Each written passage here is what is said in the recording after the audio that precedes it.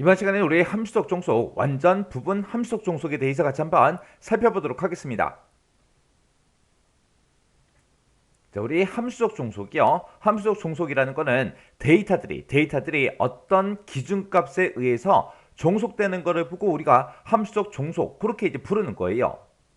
자, 여기 보니까 이제 예를 들어서 수강이라는 그 릴레이션이 있대요. 그 릴레이션에 보게 되면 학번이라는 게 있고 이름이라는 게 있고 과목명, 이렇게 이제 세 가지로 되어 있을 때 학번이 이제 결정이 되면 과목명에 상관없이 학번에는 항상 같은 이름이 대응됩니다. 학번에 따라서 이름이 이제 결정이 될 때 이름을 학번의 함수적 종속이라고 하며 지금처럼 이런 형태로 이제 표현을 한다. 그렇게 이제 되어 있어요. 자, 이게 무슨 말인지 좀 보자고요. 자, 지금처럼 이렇게 이제 수강이라는 테이블이 있다라고 가정을 하자고요. 수강이라는 릴레이션이 이렇게 있는데 그때 이제 학번이 있고 이름이 있고 과목명이 있고 이렇게 이제 세 개의 필드, 세 개의 속성으로 이렇게 이제 구성이 되어 있습니다. 그때 학번이라는 게 만약에 기본 키라고 그렇게 이제 생각을 한번 해보자고요. 그러면 그때 이제 내가 어떤 특정 사람의 이름을 찾고 싶어요. 그때 나는 이제 학번을 가지고 이제 찾을 수 있겠죠. 그래서 학번이 1001인 그 사람의 이제 이름을 찾아달라. 그러면 이름이 홍땡땡 하고 이제 그렇게 나오겠죠. 그리고 나는 1003인 그 학생의 이름을 알고 싶다. 그래서 우리가 이제 학번을 가지고 이제 찾으면 이 땡땡이다. 그렇게 이제 우리가 찾을 수 있겠죠. 그리고 만약에 1002라는 그 학번을 가진 사람이 어떤 과목을 수강하고 있는지 그 과목명을 알고 싶다. 그랬을 때도 우리가 이 학번만 있으면 우리가 과목명을 찾아줄 수가 있다고요. 그리고 학번이 1004인 사람의 과목명이 뭔지 알고 싶다. 그러면 우리가 이 학번을 가지고 이제 과목명을 우리가 찾아줄 수 있다고요. 근데 이제 반대로 한번 생각해 보자고요. 근데 반대로 내가 이 이름을 가진 그 사람의 나는 학번을 찾고 싶어요. 그러면 정확하게 찾을 수 있어요, 없어? 있죠. 지금 여기서는 그냥 찾을 수가 있겠지만 만약에 이름이라는 건 우리 동명이인이 있을 수도 있잖아요. 해서 동명이인이 있을 수 있기 때문에 우리가 이름을 가지고 학번을 찾겠다, 못 찾는다고요. 이름을 가지고 과목명을 찾겠다, 못 찾는다고요. 그리고 내가 특정 과목명을 가지고 그 사람의 이제 학번을 찾겠다, 못 찾죠. 왜? 국어라는 그 과목을 수강하고 있는 사람이 이 사람만 있는 게 아니라 이 사람도 있잖아요, 그죠? 그래서 이 과목명을 가지고도 우리가 이제 학번이나 이름 같은 것들은 우리가 이제 조회를 할 수가 없습니다. 그래서 지금 여기 설명에 나와 있는 게 수강이라는 그 릴레이션에 학번하고 이름하고 과목명 이렇게 이제 세 가지로 되어 있을 때 학번이 딱 하고 이제 결정이 되면 학번이 결정이 되면 나 이거 찾겠다 그렇게 이제 결정이 되면 과목명에 상관없이 학번에는 항상 같은 이름이 대응돼서 이제 나오겠죠. 그리고 학번에 따라서 이제 이름이 결정이 될 때 이름을 학번의 함수적 종속이라고 그렇게 이제 우리가 부르는 거예요. 그때 그거를 이제 표현을 하게 되면 학번, 이름하고 지금처럼 이렇게 이제 표현이 된다고요. 그때 이제 우리는 요 학번을 보고 우리는 결정자라고 그렇게 이제 부르고요. 그 다음에 요 이름을 가지고 우리는 이제 종속자라고 그렇게 이제 부릅니다. 그러면 이 수강이라는 이 릴레이션을 지금처럼 이렇게 이제 함수적 종속 관계를 우리가 전부 다 표현 한번 해보자고요. 그러면 학번이라는 걸 가지고는 우리가 결정할 수 있는 게 이름 결정할 수 있죠. 그리고 학번을 가지고 이름만 우리가 검색을 할 수 있는 게 아니라 과목명도 우리가 이제 검색을 할 수 있습니다. 근데 거꾸로 이름이나 과목명을 가지고 우리가 학번을 검색할 수는 있다 없다? 없더라. 그래서 지금 학번이라는 게 이제 결정자가 되는 거고요. 그리고 이제 이름하고 과목명, 얘네가 이제 종속자가 되는 겁니다.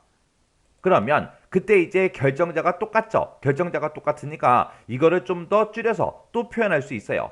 자, 학번이라는 게 있는데 이 학번을 가지고 우리는 이름과 우리 과목명을 우리가 찾아줄 수 있다. 이렇게도 이제 줄여서 한 줄로 표현할 수도 있습니다. 해서 우리 함수적 종속이라는 거는 데이터의 이제 의미를 이제 표현한 거예요. 표현한 거고 현실 세계를 이제 표현하는 그런 제약 조건이 되는 동시에 데이터베이스에서 항상 유지돼야 되는 그런 조건을 보고 우리가 이제 함수적 종속 그렇게 이제 부릅니다. 그래서 함수적 종속이라는 거는 데이터들이 어떤 기준값에 의해서 종속이 되는 거 그걸 의미하는 게 우리 함수적 종속이다. 그렇게 이제 이해하시면 돼요. 자, 예를 들어서 지금처럼 이렇게 이제 수강이라는 요 릴레이션이 하나 있다고 가정을 한번 해보자고요. 이 수강이라는 릴레이션이 있을 때 지금 여기에는 이제 학번이다, 과목명이다, 성적이다, 학년이다 해서 이렇게 이제 네 개의 속성으로 그렇게 이제 구성이 되어 있습니다. 그때 이제 학번이 아래쪽에 이제 밑줄이 그어져 있죠. 그리고 과목명에도 보니까 밑줄이 그어져 있어요. 그러면 그 얘기는 이 두 가지, 이 수강이라는 이 릴레이션에서는 학번과 과목명 이 두 가지가 지금 기본키로 이제 설정이 돼 있다. 그 얘기예요. 이렇게 기본키를 이제 여러 개 사용하는 걸 보고 우리가 이제 복합키라고 그렇게 이제 부르기도 합니다. 내가 만약에 이제 성적이라는 걸 조회하고 싶어요. 만약에 학번이 100번인 그 사람의 성적을 구해주세요. 성적을 나타내주세요. 그렇게 하게 되면 그때 학번이 이제 100인 사람이 이렇게 이제 두 개의 데이터가 있고요. 그때 이제 성적이 달라요. 다르니까 어떤 걸 갖다 줄지 모르겠죠. 근데 만약에 이제 학번이 200번인 그 사람의 성적을 구해달라. 그러면 그때는 이제 하나의 데이터만 있기 때문에 이거 이제 구할 수가 있을 거예요. 근데 학번이 300번인 그 사람의 이제 성적을 구해달라. 구할 수가 있어요? 없죠. 85도 있고 95도 있고 두 개가 있으니까 정상적으로 이제 구하지를 못한다고요. 그러면 이 성적을 내가 구할 때 과목명으로 이제 구한다고 생각해 보세요. 자, 과목명이 국어인 그 사람의 이제 성적을 구해달라. 그러면 국어가 지금 여기도 있죠, 여기도 있죠, 여기도 있죠. 이렇게 여러 개가 있다 보니까 성적을 제대로 우리가 구할 수가 없다고요.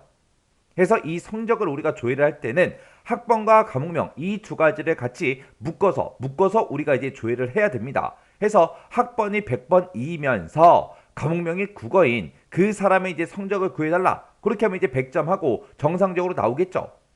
그리고 학번이 만약에 300번인 그 사람들 중에서 국어 과목을 수강하고 있는 그 사람의 성적을 구해달라. 그러면 학번이 지금 300이다 여기 있고요. 그때 국어가 여기 있죠. 그때 성적은 얼마다? 95다 하고 정상적으로 이제 꺼내다 줄 거예요. 해서 이 성적이라는 거는 학번과 과목명 이 두 가지를 가지고 우리가 조회를 해야 정상적으로 전부 다 이제 성적을 꺼내올 수 있습니다. 자, 그럼 이제 학년을 한번 조회해 보자고요. 자, 예를 들어서 이제 우리가 과목명을 가지고 학년을 구해달라. 구할 수 있어요? 없죠. 과목명이 국어도 있고요. 국어도 있고 국어도 있어요. 국어를 수강하는 그 사람의 학년을 구해달라. 구할 수가 없겠죠. 그러면 학번만 가지고 한번 보자고요. 학번이 100번인 그 사람의 학년을 구해달라. 그럼 이제 4학년하고 정상적으로 구해주겠네요. 왜? 학번 100번인 이 사람은 4학년이니까. 그리고 학번이 200번인 그 사람의 학년을 구해달라. 구할 수 있겠죠. 학번 200번은 학년이 2학년이에요. 그리고 학번이 300번인 그 사람의 학년을 구해달라. 그러면 학번이 300번인 그 사람은 어차피 한 명밖에 없기 때문에 학년이 정상적으로 1학년이다. 그렇게 이제 나올 거라고요. 그때 학번하고 과목명하고 이 두 가지를 이용해서 우리가 구할 수 있다 없다? 있겠죠. 학번이 이제 400번인 그 사람들 중에서 영어 과목을 수강하는 그 사람의 학년을 구해달라. 그래도 우리 학년을 이제 구할 수가 있다고요. 근데 우리가 학번 하나만 가지고도 학년을 구할 수 있는데 굳이 이 두 개의 데이터를 이용해서 우리가 학년을 구할 필요는 없겠죠. 해서 이 수강이라는 이 테이블에는 기본키가 지금처럼 이렇게 이제 두 개가 설정되어 있기 때문에 이 두 가지가 이제 결정자가 되겠죠. 그러면 이거를 우리가 이제 표현을 해보면 우리가 이제 성적이라는 거를 우리가 구하고 싶어요. 성적을 이제 내가 알아내고 싶어요. 그때는 반드시 뭐가 있어야 된다? 학번이라는 이 속성과 과목명 이 두 가지가 있어야 우리가 성적을 정상적으로 우리가 구해 올 수 있겠죠. 근데 나는 이제 학년을 구하고 싶어요. 학년을 구하고자 했을 때는 우리는 뭐만 있어도 돼요? 학번 하나만 가지고도 우리가 이제 학년을 정상적으로 이제 구할 수 있다고요. 그래서 이거를 이제 깨끗하게 정리해 보면 지금처럼 이렇게 이제 표현이 되겠죠.